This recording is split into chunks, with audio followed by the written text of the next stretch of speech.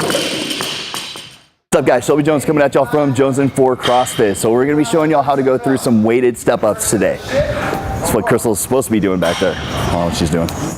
Okay, so we've already gone over box step ups. We're gonna show you different ways to make that movement a little bit more difficult. Going through the progressions, we're gonna add some outside stimulus, that being either a dumbbell or kettlebell or a barbell. So we're gonna do a single arm front rack kettlebell step up. Good. Awesome sauce.